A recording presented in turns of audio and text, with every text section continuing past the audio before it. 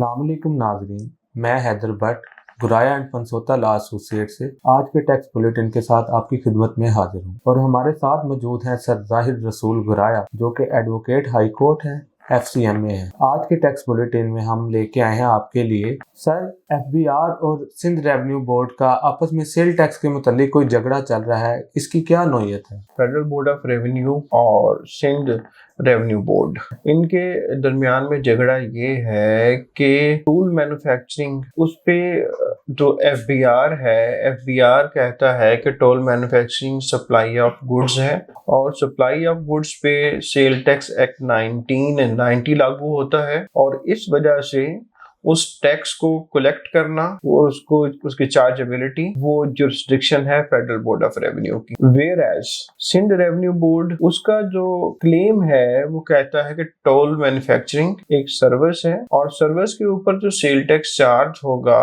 उसकी जुरिस्डिक्शन जो है वो सिंध रेवेन्यू बोर्ड होगी। अच्छा, मजे की बात ये है कि दोनों के लॉज को जब पढ़ा जाता है तो दोनों ही इसको कहते हैं कि सिंध रेवेन्यू बोर्ड इसको डिफाइन करता है कि ये सर्विस है और फेडरल बोर्ड ऑफ रेवेन्यू इसको डिफाइन करता है कि ये गुड्स हैं। तो टैक्स पेयर परेशान है कि किस तरफ जाया जाए। प्रीवियसली भी ये कोर्ट में आया था, अब फिर अगेन सिंध रेवेन्यू बोर्ड का ये मामला कोर्ट में आया। कराची हाई कोर्ट ने जो डिसाइड किया डबल जेओपार्डी तो नहीं हो सकती कि टैक्स पेयर FBR को भी टैक्स पे करे और सिंध रेवेन्यू बोर्ड को भी टैक्स पे करे। तो फिर उन्होंने ये डिसाइड किया कि आप दोनों फेडरल बोर्ड ऑफ रेवेन्यू और SRB इस पे मीटिंग्स करें, डिस्कशंस करें, कंक्लूड करें और देखें कि क्या टैक्स पेयर जो है वो दोनों में से किसी एक को पे कर रहा है या बिल्कुल सिरे से पे ही नहीं कर रहा। अगर टैक्स पेयर दोनों में से किसी एक को पे कर रहा है तो टैक्स पेयर तो अपनी ड्यूटी पूरी कर रहा है, चाहे वो SRB को पे करके या फिर वो फेडरल बोर्ड ऑफ रेवेन्यू को पे करके। हाँ, अगर पे नहीं कर रहा तो फिर तो उससे रिकवर करें, लेकिन अगर दोनों में से किसी एक को पे कर रहा है तो वो फर्दर जो है पेनलाइज नहीं किया जा सकता। तो इस सिलसिले में ये लड़ाई है।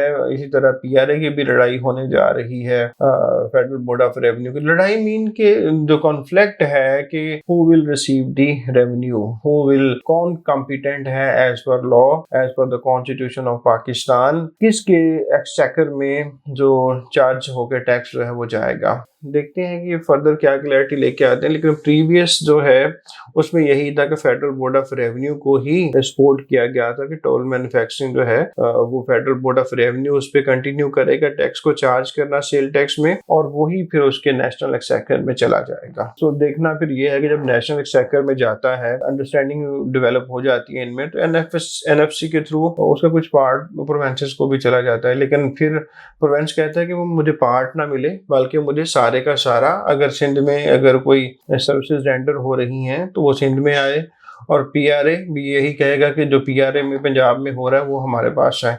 तो these are the conflicts between different institutions of the Pakistan government. Sir, income tax return जो कि FBR के पोर्टल पे अवेलेबल है, इसमें कुछ टेक्निकल और लीगल इश्यूज आ रहे हैं, इसके बारे में FBR क्या कर रहा है। Availability of correct return on the portal of FBR IRIS के ऊपर अवेलेबल करना is the prime responsibility of the FBR। जो पेराल है Pakistan revenue automation limited FBR का एक सब्सिडरी है, उसके ऊपर ये जिम्मेदारी आती है कि वो करेक्ट रिटर्न जो है वो अवेलेबल करे टैक्स पेयर्स को, सो डैट कि वो टाइमली अपने रिटर्न फाइल कर सकें। Section 118 of the income tax ordinance 2001 tax payer को ऑब्लिगेट कर रहा है कि they need to file their income tax return on or before 30th of September 2025।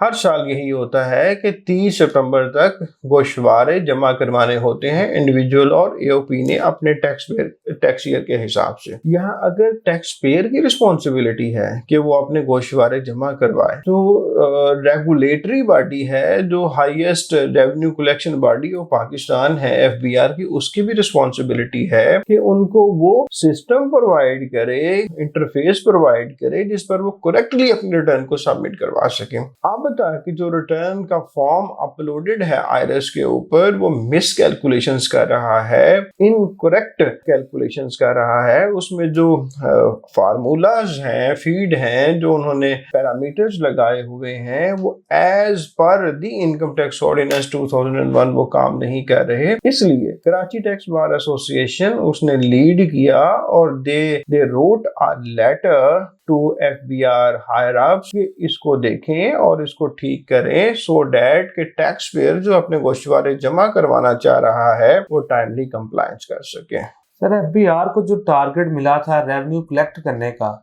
सुनने में आ रहा है कि एफबीआर अगस्त के महीने में वो टारगेट पूरा नहीं कर सका। जी, हर साल जब बजट आता है उसमें एफबीआर को रेवेन्यू कलेक्शन का टारगेट दिया जाता है।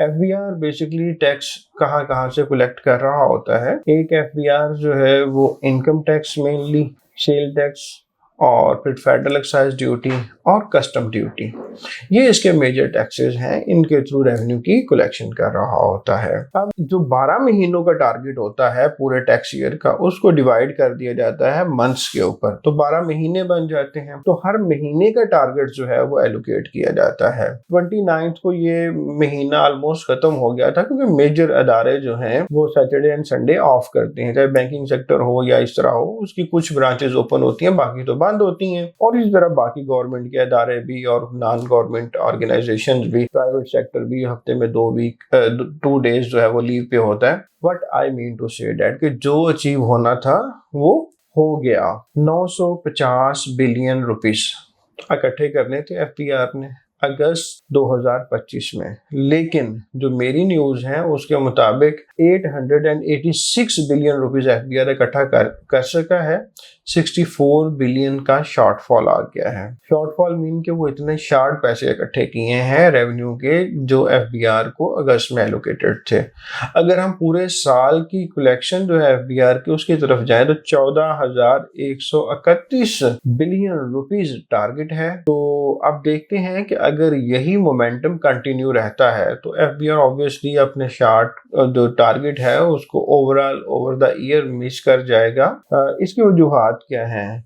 इसकी एक तो नेचुरल कैलेमिटी है कि फ्लड वाली सिचुएशन है। सेकंड, इकोनॉमी हमारी उस तरह फ्लोरिश नहीं कर रही। थर्डली, हमारा जो टैक्सेस आ रहे थे वो इकट्ठे हो रहे थे through electricity bills. Last year जो मैंने सुना है या मैंने पढ़ा है उसमें ये है कि जो इलेक्ट्रिसिटी की कंजम्पशन जो है, जो पिछले साल अगस्त में थी, इस साल कोई अराउंड 25-27% कम हुई है। अगर कंजम्पशन कम हुई है तो फिर उसके जो टैक्सेस इन्वॉल्व थे, क्योंकि आप अपना बिल उठाकर देखें तो आपके बिल के ऊपर बहुत से टैक्सेस भी होते हैं। सेल टैक्स भी जा रहा होता है, इनकम टैक्स भी कुछ सिचुएशंस में जा रहा होता है, कहीं पे एक्स्ट्रा टैक्स लगा होता है, कहीं पे फर्दर टैक्स लगा होता है। तो ये सारा टैक्स आपके बिजली के बिल के ऊपर एक्यूमुलेट होकर वो कंट्रीब्यूट कर रहा होता है। ये जो 950 बिलियन मैंने कहा, तो अगर इलेक्ट्रिसिटी की कंजम्पशन ही 25% 30% से कम हो जाएगी तो उससे जो attributable income tax, sale tax, further tax और एक्स्ट्रा टैक्स हैं इन सम केसेस, वो भी कम होंगे। तो ये भी एक मेजर कंट्रीब्यूटरी है कि इसने भी जो टारगेट है उसको अचीव करने में एक मेजर हर्डल रहा। लेकिन मेरा तो ये मानना है कि सबसे बड़ा जो है मेजर हर्डल आपकी इकोनॉमी है। आपकी इकोनॉमी उस तरह फ्लोरिश नहीं कर रही, जिसकी वजह से शॉर्टफॉल के इश्यूज आ रहे हैं। सर, ये जो डिप्लोमेट्स होते हैं इनको टैक्स में छूट होती है। रिसेंटली एफटीओ ने इसमें कुछ तब्दीलियां की हैं डिप्लोमेट्स के बारे में, इसके बारे में कुछ बताएं। तब्दीलियां नहीं हैं ये, बल्कि एक डिसीजन दिया है फेडरल टैक्स ओम्बड्समैन एफटीओ साहब ने। उसमें कहा क्या गया है? उसमें ये कहा गया है इनकम टैक्स ऑर्डिनेंस 2001 इसको स्प्लिट किया गया मुख्तलिफ चैप्टर्स में। इसका अगर आप चैप्टर 3 उसको पढ़ते हैं तो चैप्टर 3 में बहुत से पार्ट्स हैं। तो उसमें एक है उसका part number 7। Part number 7 deal ही करता है एग्जेम्पशंस और टैक्स कंसेशंस को। अब जो एग्जेम्पशंस और टैक्स कंसेशंस हैं वो स्टार्ट होती हैं सेक्शन 41 से ऑफ इनकम टैक्स ऑर्डिनेंस 2001 और ये चलती हैं अप टू सेक्शन 55। उसके बाद आगे जाके नया पार्ट 8 आ जाता है लॉसेस का, और फिर आगे पार्ट 9 आता है डिडक्टेबल अलाउंसेस का, और फिर पार्ट 10 आ जाता है चैप्टर 3 का 61 से लेके 65, और चैप्टर 3 कंप्लीट हो जाता है यहाँ पे।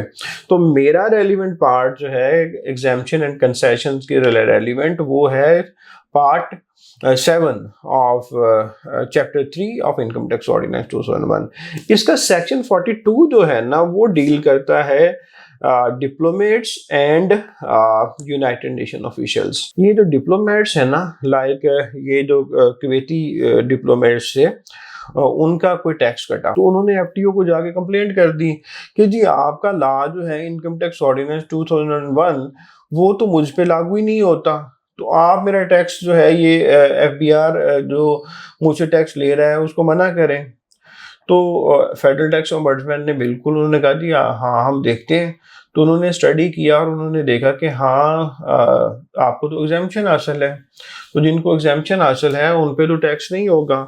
तो फिर उन्होंने डिसीजन दिया कि इन पे टैक्स लागू नहीं होता, ये सेक्शन 42 में एग्जाम्प्ट हैं, इनसे इनकम टैक्स ना लिया जाए क्योंकि उनकी पाकिस्तान सोर्स इनकम ही नहीं है।